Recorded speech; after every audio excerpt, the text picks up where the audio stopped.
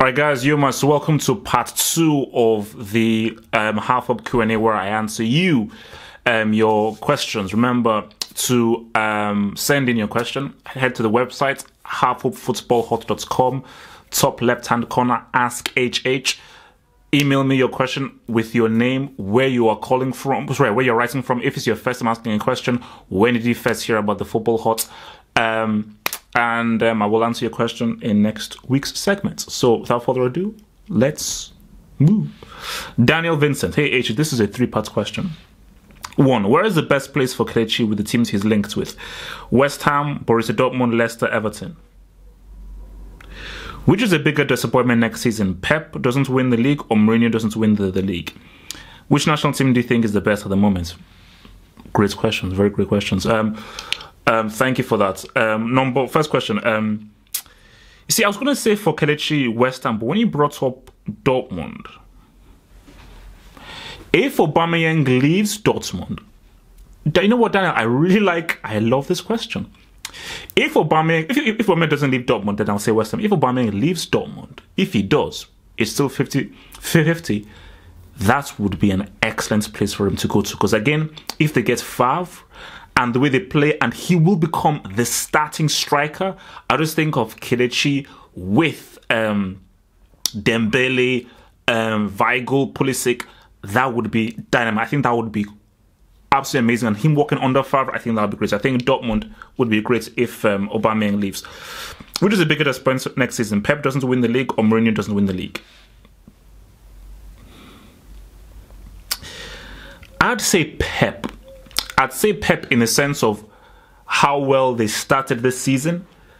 The very fact that Man City have won the league more recently than United, and the amount of money that has been spent, and also Guardiola's recent successes. Look, remember, the last season is the first season that Guardiola ended up not winning a trophy. So I think that, from that viewpoint and by how much money they've spent, I do think it will slightly be a bigger disappointment if Pep doesn't win the league.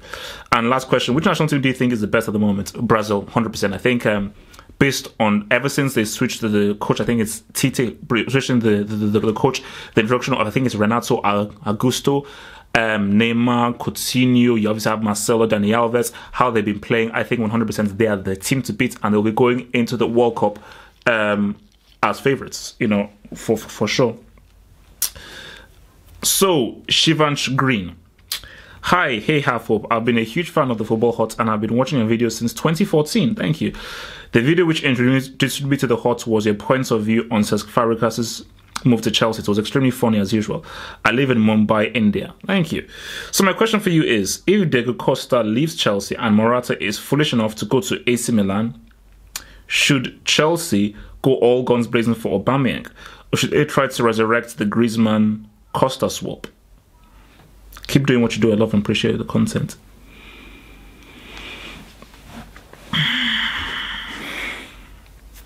It's a good question. If Costa leaves Chelsea, Chelsea need a striker. And Morata was linked with them. But let's just say Costa leaves Chelsea. Morata now goes to AC Milan. I don't think Aubameyang works with Chelsea. I think they need a much more robust kind of striker. So I would say Lukaku could work. I think maybe Lukaku under a I think, either Lukaku or Javi Hernandez. Again, I think I mentioned this in my other Q&A that I think Hernandez is one of the most underrated strikers. I think the guy is a really, really good finisher. So I think, but again, Chelsea, they need a big-time replacement. So Hernandez may be a bit of a risk. So I would definitely look at Lukaku. I think Lukaku could work. Again, I'm not sure because I think Lukaku may be a guy who really works for Everton. But that's definitely a risk worth taking. So yeah, Lukaku should be, that'd be a good shout. And the Griezmann Costa swap, no, I don't think so. And also with the Atletico transfer ban, that's not really going to go through. Manfred Gunza, what transfer signing do you think has been the biggest bargain in the last 10 years? Personally, Cruz for 20 million would be my choice. I mean,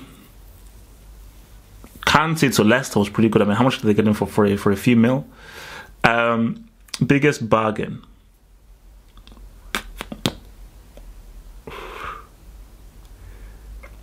Pogba to Juventus. I think they got him on a free. I think Pogba to Juventus, that was a pretty good thing, because this was a young guy, discarded, nobody thought of him, and literally he became one of the most talked about central midfielders in the world.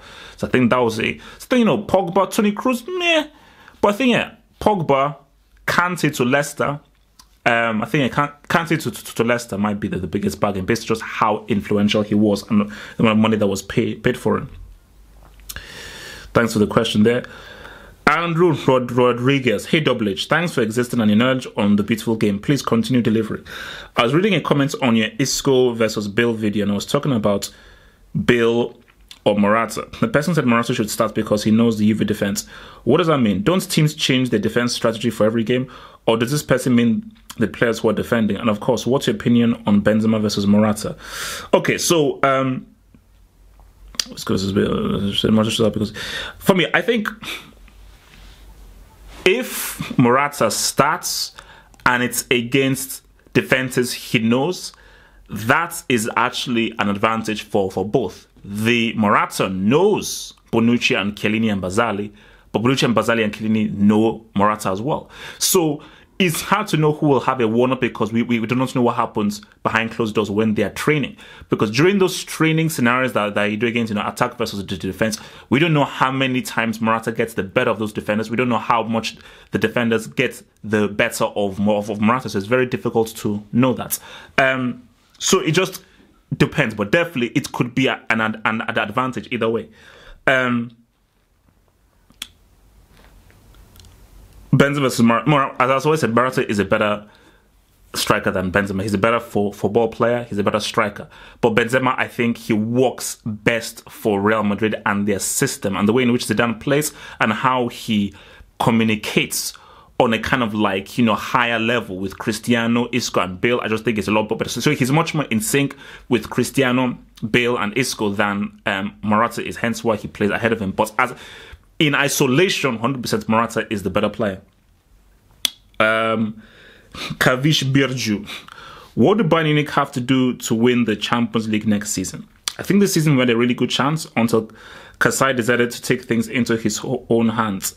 And, Vincent Kasai, the referee. Who is your favorite fullback of all time? So what do Bayern Munich have to do to win the Champions League next season? I've said this many times, and same thing again. Apart from obviously getting replacements for Ribery, replacements for Alonso, and for Bart Simpson, I have to say they need to build a team around Lewandowski. They need to completely change how the team plays, change their setup, and build it in order to get the best out of Lewandowski, where he gets more touches of the ball. The play is a lot quicker, it's a lot faster, and they're actually much more of a counter-attacking team who play a quicker blend of football. If they do that, they get the best out of Lewandowski, who is the most talented striker in the world. And by doing that, I think Bayern Munich will definitely be able to win the Champions League next season. But the way they are playing this season wasn't benefiting from Lewandowski and didn't really benefit the team, didn't really maximize the team as a whole. And it's all about maximizing the talents that you have within your team. Best fullback of all time, off the top of my head, I'd have to say Bart Simpson, aka Lam. I just think defensively and attacking wise, I just think he had the better balance. Some other fullbacks may be much better attacking wise, but I don't think they have the right balance of attack and defense and the footballing IQ that Bart Simpson, aka Philip Lam, had. Nash Tariq Hood. Hello, I'm a very passionate Real Madrid fan.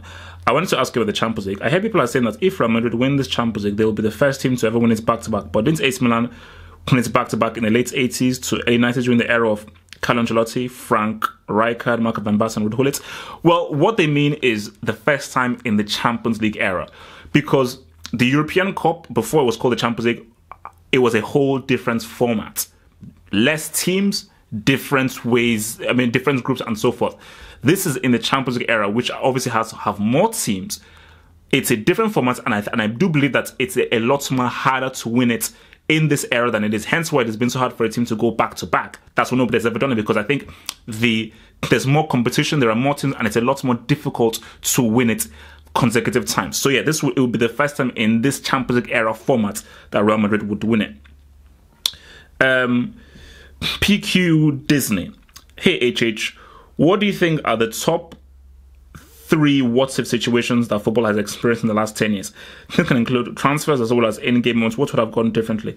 This was actually talked about on our Talking Tactics. I think definitely it would be best to go to our Talking Tactics to see what would have happened. But off the top of my head, and this is actually what I said on the Talking Tactics.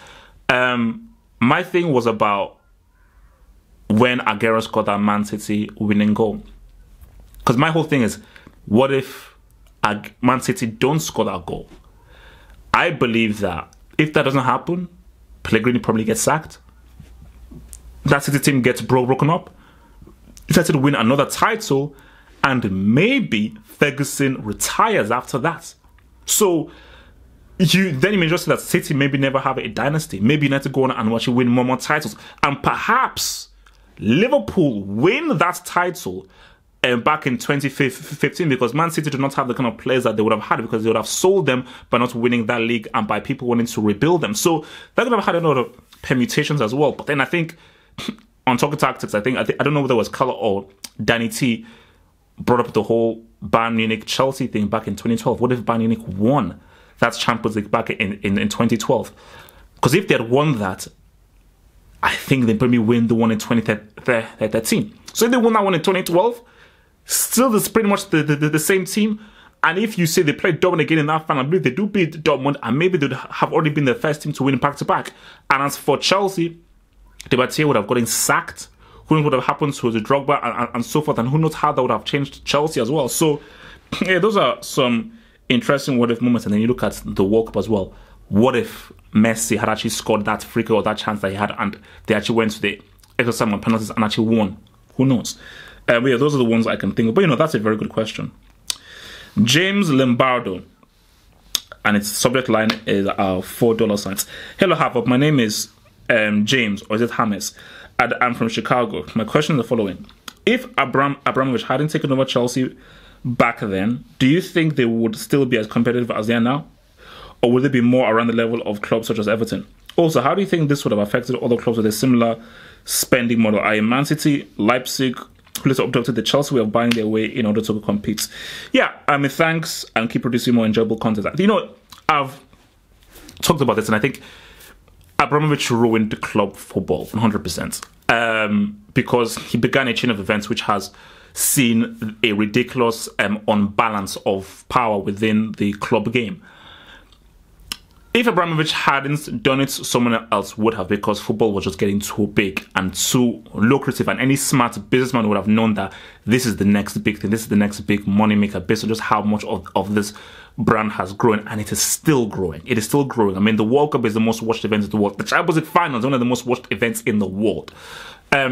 So if Abramovich hadn't bought Chelsea, I think Chelsea again would have been a team of 5th, 6th, 7th, like an Everton.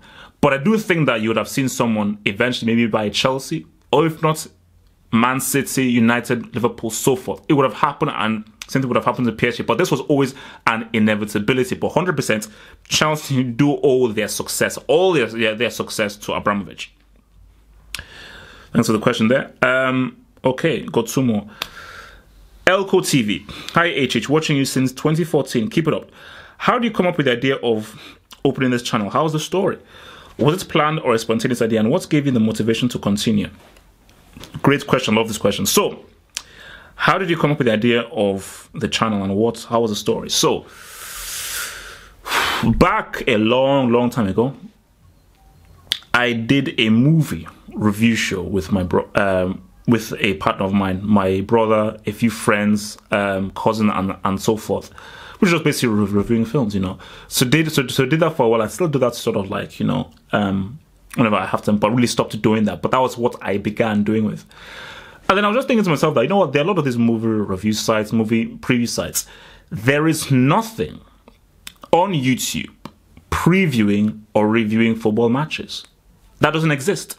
There are fan channels which focus on fans, but there's nothing that looks at the Bundesliga, that looks at La Liga, that looks at Serie A, that looks at football as a global game, that looks at the international game. No one does that. Everything just pretty much focuses either on one club or a league, but most likely a club.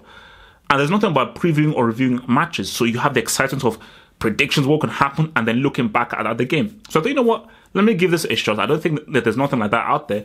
And thus, I did it. And once I began doing it, more and more, I was like, whoa, this thing really jumps off.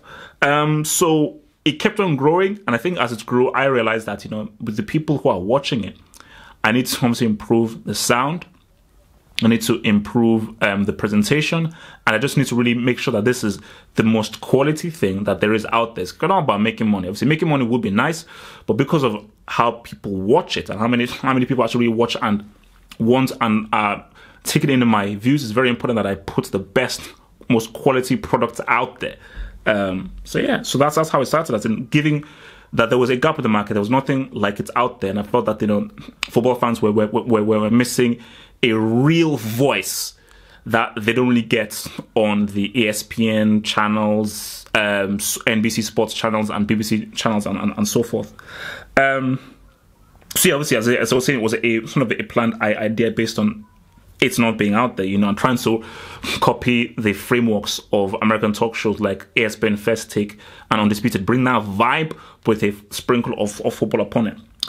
And motivation to continue is you guys. You guys gave me the motivation to continue. There are many times that I said that, okay, now I want to make, because initially I was like, no, I want this to make money. And if I'm not going to make money from it, there's no point in me wasting my time. But the more and more I did it, and the fact that people really responded to it, people have actually learned from it, people actually enjoy it and get educated from it and learn something, I said, you know what? One of the best things in life is to feel appreciated. How many people had that? So to really feel appreciated is more than money. Get some sort of a job, shovel snow, like build an alien spacecraft. Okay, just get money however you want. But with something like this, the appreciation is far more valuable than any monetary thing. So I just think that it's the people's appreciations, the response, the feedback is what keeps me doing it. As long as people enjoy it and appreciate it, I will keep on doing it. Final question. Yeah, thanks for that question. Pierre Richard Michel. Hello, Harford. Good work. And may God bless you. Thank you. My question this week is, should we start to respect the Europa League more since they now have a direct entry in the Champions League? And also, we only have the 3 to 5 teams that really have a legit chance of winning the Champions League. Should clubs have more respect for this competition? I believe so. I've always not paid much attention to the Europa League, but I call it the UEFA Cup, So I've not really paid much attention to the UEFA Cup. But I do believe that I think the best thing that happened is having that goal. Yes, it's good winning a trophy, but if you can win a trophy and get direct entry into the Champions League, I think that is huge for teams. Because remember, teams who find it very hard, like let's say you're in the Bundesliga, it's pretty tough to really get into that top 4 position, or even in La Liga as well.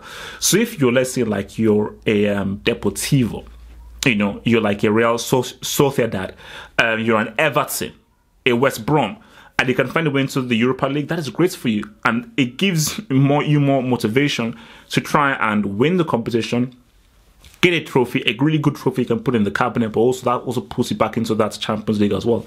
So I do think that definitely from that sip, it definitely does make sense. And yeah, I think, and there are some very good teams in this. You're looking at what Sevilla did over the years. I think Atletico winning it at 1 point, Villarreal. The Spanish teams have always been very, very good, So yeah, I think definitely it's because, again, football is football, and I think the Europa League is a different kind of a football that there is from the Champions League. I think you definitely do get much more opening games. So it's definitely much more free-flowing than in the Champions League, whereas like in the Champions League, quarters or semis, they become a lot more tighter because it's a lot more tense. So I think definitely the Europa League gives you a different blend of football, and it gives other teams who finish 6th, 7th, 8th a better chance of really going into that Champions League. So guys, thank you very much for asking these questions. Remember, if you want your question read out, website, halfoffootballhot.com, the official website. Top left-hand corner, Ask HH. That will take you to the main. You have to take you to the start. So Ask HH, send in a question, and please put in your name, where you first listened to the Football Hot. And also, as well, once you do that, asking your question, and I will respond to it in next week's segments. Peace out, stay true, and spread that word.